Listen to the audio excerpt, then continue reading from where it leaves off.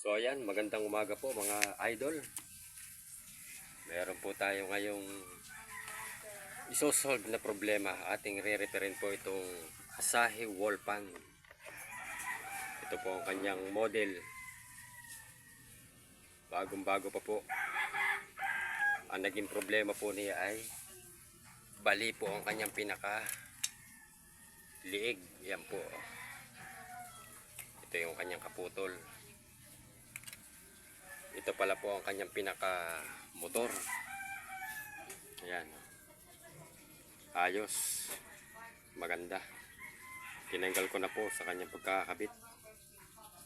Ang ginamit po niyang sa swing ay synchronous motor. Ayan po. Medyo mahirap din po kasi maghanap ng ganitong pyesa, lalo na't bagong modelo. Kaya ang gagawin po natin ay ating i-convert po dito sa ibang brand para masolve po natin ang kanyang problema at magamit pa po at mapakinabangan na may-ari.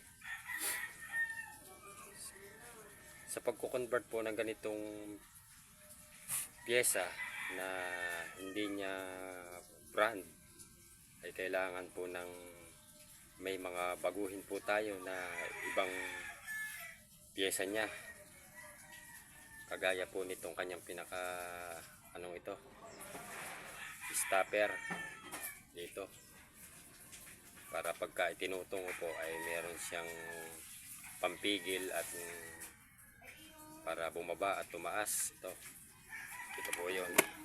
Hindi po kasi sila magkamats ipasok ito sa kanyang pinaka kanal sa liig. Saka po itong kanyang pinaka bakal na pansuksok po sa liig ay atin din pong papalitan. Ito po ang aking ipapalit. Dito po yan nakalagay. Yan. Ito po, yan. Atin po din papalitan din po yun. Pansuksok na yun.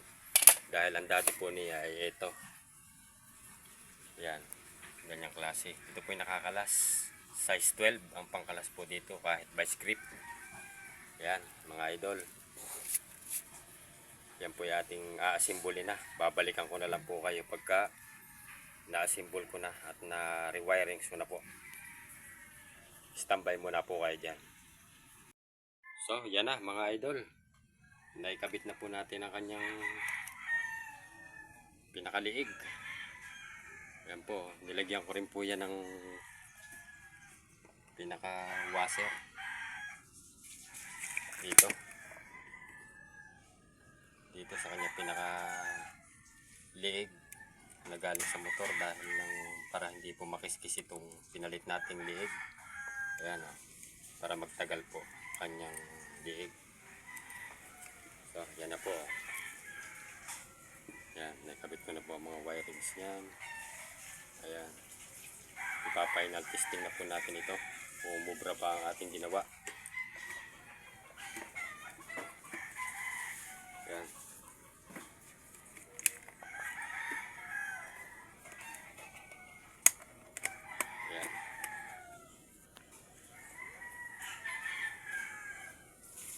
Nagsuswing na po siya. Yan. Yan.